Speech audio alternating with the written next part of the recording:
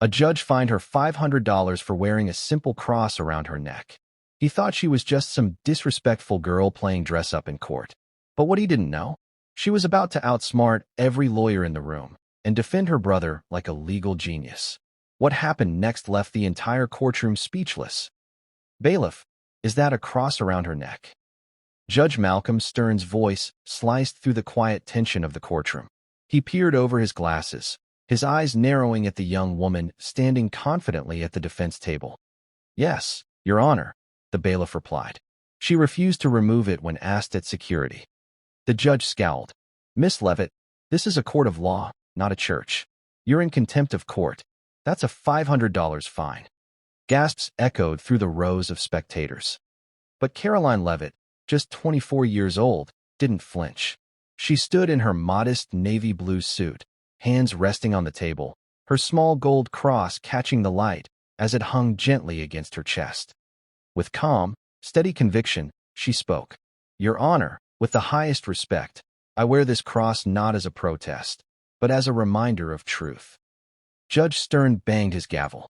Truth has no place in dress code violations. But truth, real truth, was about to take center stage in his courtroom. Karoline wasn't a licensed attorney. In fact, she hadn't even graduated law school. But when her older brother James was arrested for allegedly stealing thousands of dollars worth of electronics from the warehouse where he worked, she did something nobody expected. She stood up and said, "I'll represent him." He couldn't afford a lawyer. The public defender's office was overwhelmed, and the prosecutor had already labeled it an open-and-shut case. Surveillance footage. A warehouse manager's testimony. No one thought James had a chance. But Karoline had studied law obsessively since high school. She had interned under judges, attended mock trials, and knew case law better than most first-year attorneys. She filed a motion to defend her brother, and after reviewing her qualifications, the court reluctantly approved it under special circumstances. Now, standing under the scrutiny of the judge and the smirks of courtroom veterans, Karoline faced her first battle. The prosecution, led by veteran attorney Mark Hadley, opened with confidence. "Your Honor, this case is simple. The defendant was seen near the inventory room. He had motive. He had access. He had opportunity." He glanced at Karoline with a patronizing smile. "While I admire Miss Leavitt's passion, passion isn't proof." Karoline stood slowly, her voice measured and clear. "Ladies and gentlemen of the jury, we are not here to admire anyone. We are here to seek truth. Today, I'll show you how assumption nearly ruined an innocent man's life." She began by introducing a receipt from a local cafe, timestamped 2:17 p.m., the exact time the theft supposedly occurred. James had been there, ordering lunch. She then wheeled in a monitor and played surveillance footage from a nearby store that showed James walking into the cafe, sitting alone, and leaving 30 minutes later. "Can a man be in two places at once?" she asked. Hadley objected. "We don't know the exact time the theft occurred." Karoline held up a copy of the warehouse report submitted by the prosecution. Page 14. The logbook notes missing inventory at 2:17 p.m. I highlighted it for your convenience. Judge Stern flipped through the document. His expression changed. "She's correct." For the first time, the courtroom began to shift. Hadley's star witness was the warehouse shift supervisor, Mr. Ellis, who claimed he saw someone who looked like James near the inventory room that day. Karoline approached the stand. "Mr. Ellis, was the lighting in the hallway good?" "Not really. It was dim." "Did you see my brother's face clearly?" "No, just his build and hairstyle." "So, to be clear, you're identifying him based purely on a vague silhouette?" "Ah, yes." She turned to the jury. "No fingerprints. No stolen property recovered. Just a hunch." The prosecution had no rebuttal strong enough to recover. Karoline rested her case with a quiet dignity that silenced even the skeptics. The jury deliberated for just under 30 minutes. When they returned, the foreman rose and announced, "Not guilty." The courtroom erupted in whispers. James nearly collapsed in relief, covering his face with his hands. Karoline remained still, but her eyes glistened. Judge Stern tapped his gavel to restore order. Then, he did something no one expected. "Miss Leavitt," he said, "please approach the bench." She stood tall, walking forward. The judge looked at her carefully. I've sat on this bench for over 2 decades. I've seen lawyers with degrees from the best schools crumble under pressure. And yet today, I saw a young woman, not yet a full attorney, dissect a case with precision, calm, and a command of the law most professionals never achieve. He glanced down at her necklace, then back into her eyes. I find you because I thought your cross was a disruption. But now I see it was a declaration of strength, of faith, and of truth. You've reminded this courtroom what justice truly looks like. Karoline gave a small, respectful nod. She didn't say a word. Outside, the press swarmed the steps. Karoline, how did you prepare? What's next for you? She smiled gently and said, I didn't come to win. I came to stand for what's right. That's all I've ever wanted. As she walked away with her brother, the cross still shining against her chest, one thing was clear. She entered the courtroom wearing a symbol. She left it wearing respect. Karoline wasn't a licensed attorney. In fact, she hadn't even finished law school. But in a courtroom packed with tension and doubt, she stood tall, ready to do what no one else dared, defend her older brother, James Leavitt, against serious criminal charges. James, a quiet and hardworking warehouse employee, had been arrested for allegedly stealing over $25,000 worth of electronics from the company where he worked. According to the police report, the theft happened during his shift, and he was supposedly caught on a grainy security camera moving through a restricted hallway. No fingerprints, no stolen goods found. Just one shaky witness, the shift supervisor, and a suspicious timeline. It should have been an easy case to fight, but no attorney in town would touch it. James didn't have the money to hire one, and the overworked public defender's office had already hinted at a plea deal. Karoline refused to let that happen. I'll defend you, she said simply. He looked at her, stunned. You're not even a lawyer. Not yet, she replied. But I know the law, and I know you didn't do this. Her professors at the university called her reckless. Friends tried to talk her out of it. But Karoline had been preparing for this her whole life. While other teenagers were lost in social media and pop culture, Karoline was memorizing landmark Supreme Court decisions. She'd been reading legal journals since she was 15. She had a photographic memory, a gift for strategy, and an obsession with truth. And now, she had someone to save. The court reluctantly granted her permission to represent James under a rarely used rule that allowed a law student to defend a family member in extreme circumstances, with judicial supervision. The day of the trial, Karoline walked into the courtroom wearing a modest navy blue suit and a tiny gold cross around her neck. Judge Malcolm Stern noticed it immediately. Bailiff, he said sharply, is that a cross around her neck? Yes, Your Honor, the bailiff replied. She refused to take it off. The judge frowned. Miss Leavitt, this is a court of law, not a church. You're in contempt. $500 fine.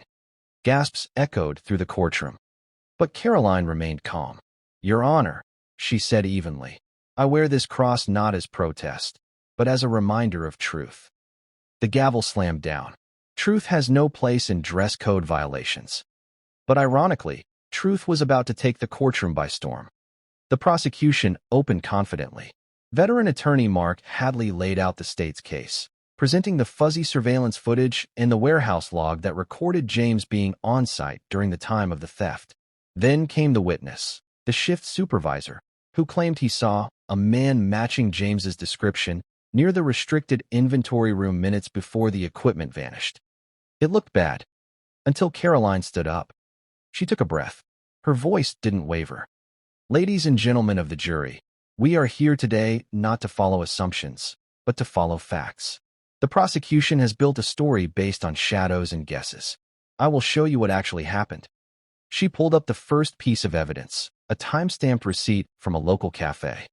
James had ordered lunch there at exactly 2:17 p.m., the same time the theft allegedly occurred. The prosecution objected. Coincidence. We don't know the exact time of the theft. Karoline walked calmly to the prosecution's own exhibit binder. Page 14 of the warehouse's internal inventory log, submitted by the state, shows the missing items were recorded at 2:17 p.m. I highlighted it this morning. Judge Stern flipped to the page. His eyebrows lifted. She's right. Next, she wheeled in a TV and played security footage from a clothing store next to the cafe. Clear video showed James entering the cafe at 2:10 p.m. alone. He sat, ate, and didn't leave until nearly 3 o'clock. Then she turned back to the jury. If he was across town, eating a sandwich, how could he have stolen anything at that exact time? The courtroom was silent. Then came cross-examination. The warehouse supervisor, under pressure, admitted he never actually saw James's face, just someone with a similar build. "Do you wear glasses, Mr. Ellis?" Karoline asked. "Yes." "Were you wearing them that day?" He hesitated. "No, they fog up in the warehouse." Karoline smiled gently. "So you're telling this jury that without your glasses, in a dim hallway, you identified someone you admit you didn't see clearly?" The witness stammered. I suppose so." It was over. The prosecution tried to recover, but the doubt had taken root. The jury returned in just 35 minutes. Not guilty. A wave of relief flooded the courtroom. James collapsed into his seat, overwhelmed with emotion. Karoline placed a hand on his shoulder, holding back tears. But the moment that stunned everyone came next. Judge Stern cleared his throat. "Miss Leavitt, please approach." She walked slowly toward the bench. "I find you at the start of this trial," he said, "because I thought your cross was a distraction. But it turns out it was a declaration of conviction, of courage, of truth." He paused. "I've been on this bench for 22 years. I've seen seasoned attorneys struggle to do what you just did. If you choose to pursue this path, you won't just be good. You'll be unforgettable." Karoline didn't say much. She didn't need to. Outside, reporters were already gathering, but she turned them away. "I didn't come here for attention," she said. "I came here to stand for someone I love." And with that, Karoline walked out of the courthouse, not as a lawyer yet, but already a legend. The prosecutor, Mr. Daniels, smiled smugly from his table. A veteran of the courtroom, he had faced hundreds of opponents in his career, but never one like this. "This should be quick," he muttered under his breath, glancing toward the defense table. There sat Karoline Leavitt, 24, not a lawyer, not even a law school graduate yet, just a young woman standing between the justice system and her brother's future. Her brother, James Leavitt, had been accused of stealing $25,000 worth of electronics from the warehouse where he worked. The evidence? Thin, blurry footage, one shaky eyewitness, a vague timeline. But in the absence of a good defense, it had been enough to put him in handcuffs. No law firm would take the case. James couldn't afford one, and the public defender's office was stretched beyond capacity. So Karoline, who had studied case law since the age of 15, did the unthinkable. "I'll represent you," she told him. Everyone laughed. Her professors warned her not to try. "This isn't a mock trial, Karoline. This is real court. Real consequences." But Karoline knew the law. More than that, she believed in it. She had a photographic memory, a mind wired for logic, and a heart unwilling to let injustice go unchecked. She filed a motion to defend James, and to everyone's surprise, it was granted under a rarely used clause allowing law students to represent family under court supervision. So here she stood, facing a smug prosecutor, a skeptical judge, and a courtroom full of spectators expecting her to crash and burn. Then she rose. "Ladies and gentlemen of the jury," Karoline began, her voice steady, her cross necklace catching the light. "My brother sits here not because of what he's done, but because of what he hasn't been able to prove until today." The smirk vanished from Mr. Daniels' face. Karoline moved with poise and precision. She walked the jury through what the prosecution would present, and then began dismantling it before they even heard it. First came the eyewitness. Mr.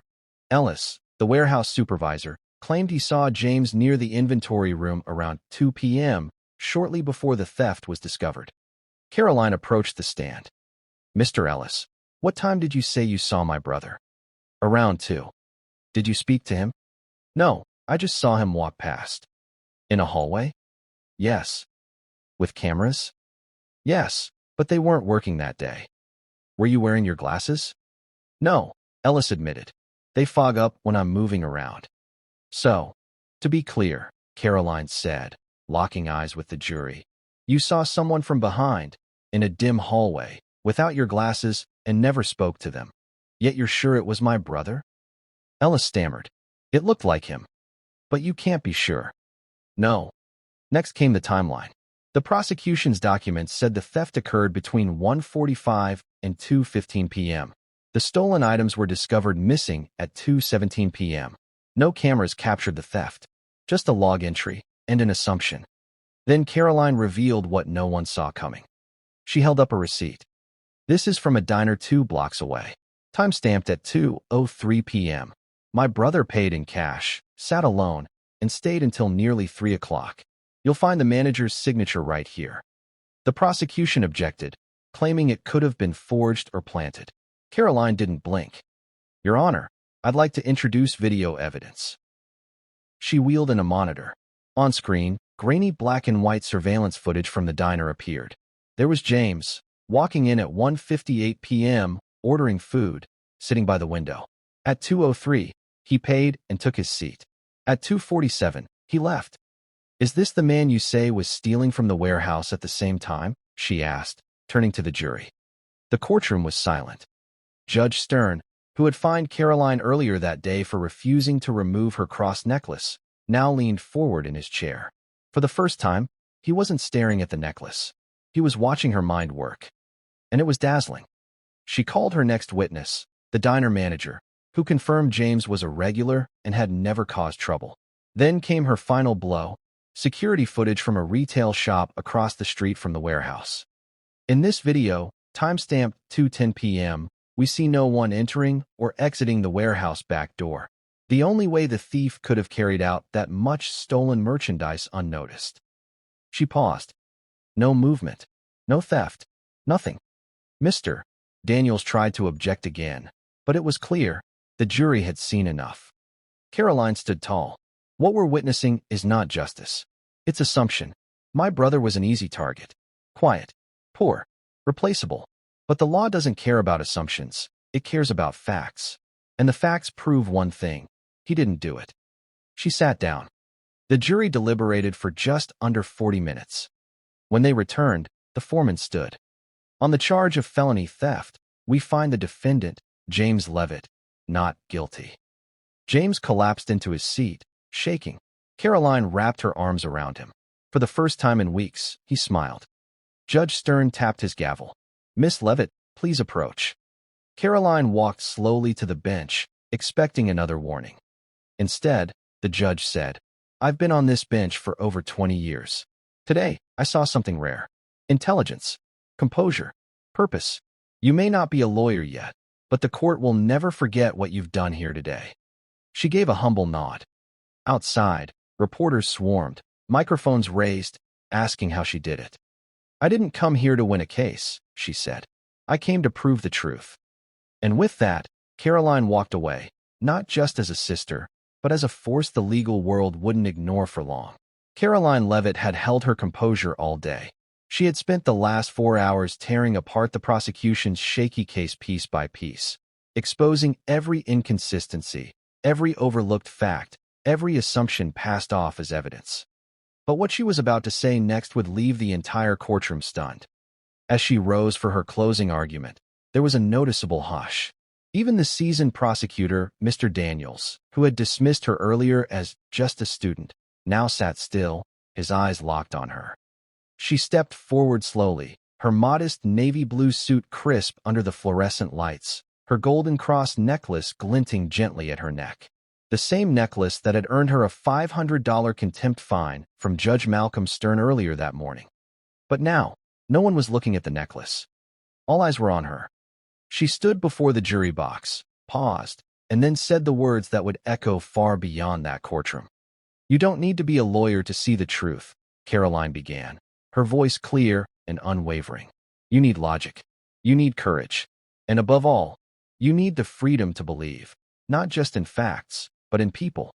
She turned and pointed gently toward her brother, James, seated at the defense table. My brother is innocent. The only thing he's guilty of is trusting a system that almost failed him. Gasps rippled through the room, but Karoline continued. For the past week, you've heard testimony. You've seen evidence, some of it useful, much of it flawed. The prosecution has offered you assumptions dressed as facts. A blurry photo, a vague timeline, A single witness who wasn't even wearing his glasses. But they expect you to believe that all of this adds up to guilt. It doesn't. She began to walk slowly along the jury box, making eye contact with each juror. What adds up, she said, is a lie told enough times that people started to accept it as truth. She raised her hand, revealing the diner receipt once more. At 2:03 p.m. on the day of the theft, my brother was eating lunch at a diner. We have the receipt. We have the surveillance footage. And we have a witness who confirmed it. The alleged theft occurred at that exact same time. Not before. Not after. During. She tapped the receipt with her finger, then lowered her hand. Ask yourself, how can someone steal from a building when they're not even in it? She took a breath and steadied herself. I'm not here pretending to be something I'm not. I'm not a lawyer yet. I'm just a sister who refused to stand by while my family was broken apart by laziness, assumptions, and a lack of care. Her voice cracked, just slightly, but she pushed forward. I didn't take on this case because I thought it would be easy. I did it because I believe in something bigger than a courtroom. I believe in truth, in second chances, and in the idea that no one should be punished for something they didn't do, just because they can't afford to prove their innocence. She looked over at Judge Stern for a moment. His face, once stern and dismissive, now looked conflicted. And Judge, she added softly, I know this courtroom has rules. I know you fine me for wearing this cross, but I wear it not to make a statement, but to remind myself of who I am, of what I stand for, and what justice is supposed to be. The courtroom was silent, utterly still. Even the air felt heavier. She turned back to the jury for her final words. Today, you have the power to do something that very few people ever get to do. You can give an innocent man his life back.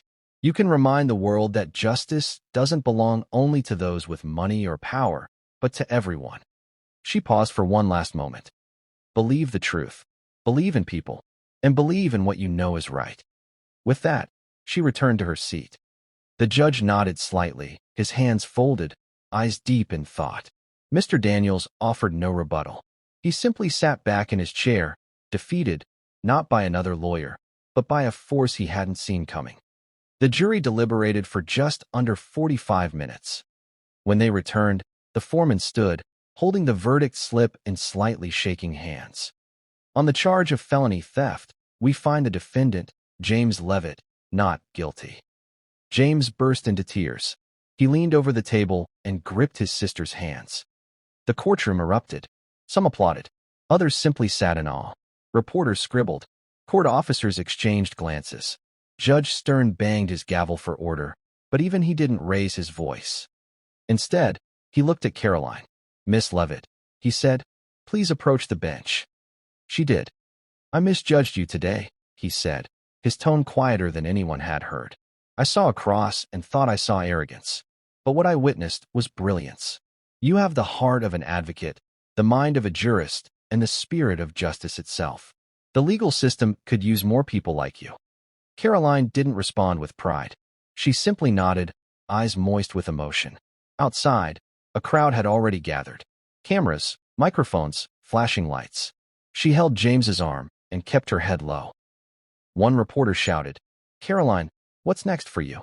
She turned, smiled faintly, and replied, law school finals.